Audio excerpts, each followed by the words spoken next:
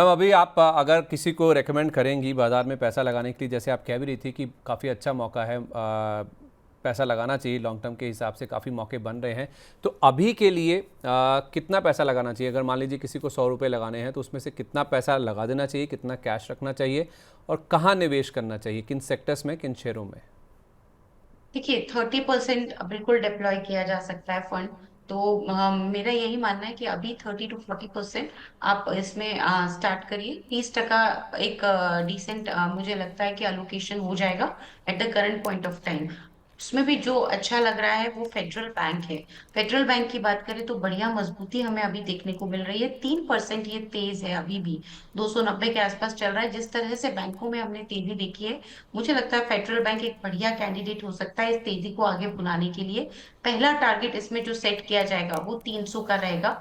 बहुत बड़ा टारगेट नहीं है, लेकिन जो इसका दूसरा टारगेट है वो तकरीबन यहाँ पे मेरे हिसाब से जो मेंटेन किया जाएगा वो यहाँ पे रहेगा 320 का।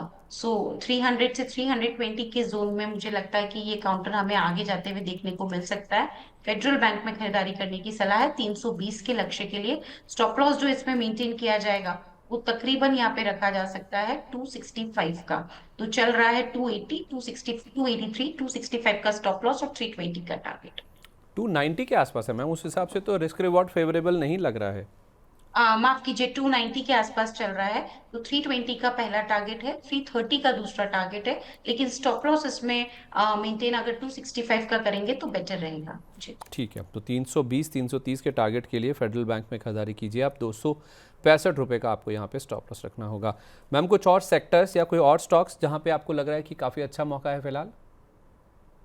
देखिए बैंकिंग सेक्टर अच्छा लगता है। इनफैक्ट हमने आज रिकमेंडेशन में बंधन बैंक और फेडरल बैंक तो जैसा आपके साथ भी शेयर किया है, तो वहां पे एक अच्छी नजर बना सकते हैं। और दूसरी तरफ मुझे एक एक्साइड इंडस्ट्रीज भी काफी पसंद आ रहा है करंट लेवल पे। तो वो भी एक काउंटर बढ़िया हो सकता है, वहां पे भी आप नजर बना के चल सकते हैं।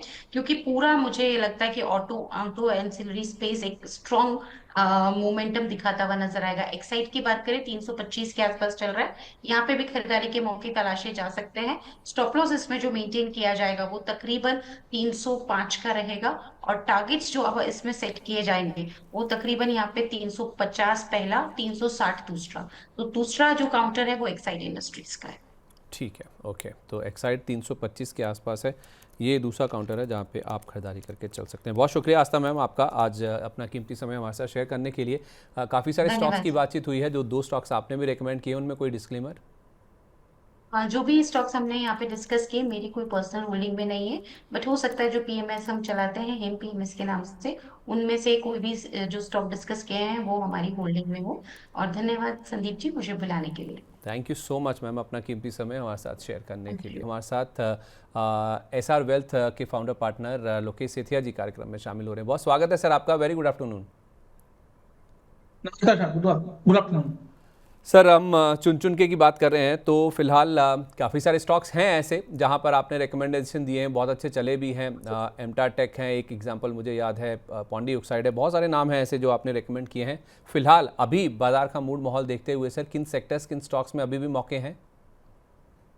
सर जो बाजार देखोगे ना आप, तो एक सेक्टर जो जबरदस्त चल रहा है वो मैन्युफैक्चरिंग थीम। अब मैन्युफैक्चरिंग थीम में आप देखोगे तो थार्मैक्स देखिए, कुमिंस देखिए, सीमेंस देखिए। देखिए यहाँ पर एक जबरदस्त आपको आते हुए दिख रहा है। हम्म। मुझे लगता है ये जो थीम है आने वाले 2-3 महीने में बहुत अच्छा कर सकता है। तो इन सारे स्टॉक पे नजर रखी जा सकती है। Thermax, Cummins, ABB. Sir ABB तो हमारे टॉपिक में था, हमने कई बार रिकमेंडेशन दी है एबीबी का। हम्म। बाकी स्टॉक का नाम आज पहली बार ले रहा हूँ। पर एबीबी हमने 6,000 में भी बात की थी, हमने 5,500 में भी बात की थी। एबीबी अच्छा लग रहा है। तो ये कैपिटल गुड्स सेक्टर जो है बहुत अच्छा लग रहा है हम्म। मैन्युफैक्चरिंग थीम के हिसाब से। हम्म। इन सारे स्टॉक पे नजर रखा जा सकता है। सर स्टार्टिंग में आपको याद हो जब 16 मार्च में मैंने अपना रुख बदला था और मैं बोला था मार्केट अब बॉटम की तरफ जा रहा है। वो एनालिसिस हमने 30 तारीख को भी कहा किया था, जो डाइवर्जेंस दिखा रहा है हम्म। मार्केट में। अगर आप याद हो तो मैं यही कह रहा था सर। अब देखिए स्टॉक सारे लाइफ टाइम हाई में जो हम बात कर रहे हैं बहुत ऊपर आ चुके हैं। जहां जहां से लोग बेचे बेचे हैं, उनका लॉस उल्टा बढ़ चुका है क्योंकि उन्होंने पहले बेच दिया, लॉस में बेच दिया। वो प्राइस से 15-20% स्टॉक भी ऊपर आ चुके हैं। फॉर एग्जांपल जैसे आपने एमटीआर का बात की, एमटीआर सब 4200 चल रहा है। अब किसी ने अगर 3600 में बेच दिया है 4300 उसके सर। लिए, हाँ 4300 चल रहा है। अब किसी ने अगर 3600 रुपए में बेच दिया है तो उसके लिए 700 पॉइंट का सर लॉस हो गया है। तो यही मैं उस दिन समझाने की भी कोशिश कर रहा था। अच्छे स्टॉक अगर अच्छा चीज है, आरएस पॉजिटिव है, रिलेटिव स्ट्रेंथ है, स्टॉक में तो निकले नहीं। मार्केट में बहुत जन आएंगे, बहुत कुछ बोलेंगे, 2-3 साल का खराब है या और नीचे चला जाएगा, पर वो लग नहीं रहा था। ठीक है। तो मेरे हिसाब से तो मतलब अब तो जिसने भेज दिया है डर के मारे, मैं उसका तो अब क्या बोल सकता हूँ। जिन्होंने भेज दिया उसमें तो बोलना मुश्किल है, बट जो है वो होल्ड कर सकते हैं। हमने 1700 रुपए से सर होल्ड करके रखे हुए हैं। 1700 रुपए से हमने इसको रेकमेंड कर रहे हैं, 2700 में किए थे।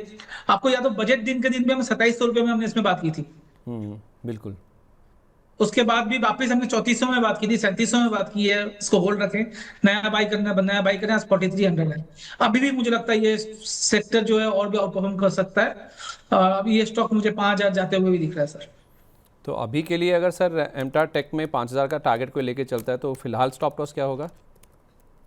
फिलहाल के लिए सर 3900 3950 का स्टॉप लॉस लगा करते हैं। बट जब 39। आरएस पॉजिटिव हो, सर रिलेटिव स्ट्रेंथ हो, मार्केट वोलेटिलिटी में निकलना नहीं चाहिए, तो इसलिए मैं स्टॉप लॉस थोड़ा सा घबरा के देता हूँ। जो गलती से नीचे आ जाए एक दिन के लिए या कुछ घंटे के लिए, आपका लग के वापस ऊपर आ जाए तो थोड़ा सा दिक्कत हो जाती है। स्टॉप लॉस ट्रिगर ना हो जाए, ये ऐसे हम स्टॉक से हाँ, ये एक्चुअली गलती से ये ना निकल ऐसा जाए। स्टॉक है जी, ऐसा स्टॉक है तो आपको होल्ड करके रखना है तो पैसा बनता है। तो मार्केट वोलेटिलिटी में आपको निकलना नहीं है सर। आपको पता हो, आपको याद हो, हमने एक विनस रेमेडीज दिया था 870-880 रुपए में, जब मार्केट जबरदस्त टूट रहा था उस टाइम पे। अब देखिए सर 870 वाला कहाँ गया, 1020 हो गया सर आज। हम्म। अभी भी होल्ड का सलाह रहेगा। विनस रेमेडीज जो हमने फार्मा स्टॉक से आइडेंटिफाई करके दिया था, आज 1020 जाके आया, अभी 999 चल रहा है। बहुत बेहतरीन लग रहा है सर स्टॉक। तो इन लेवल्स पे इसको भी सर होल्ड किया होल्ड जा करना है सकता या है। इन लेवल्स पे फ्रेश भी बाय किया जा सकता है?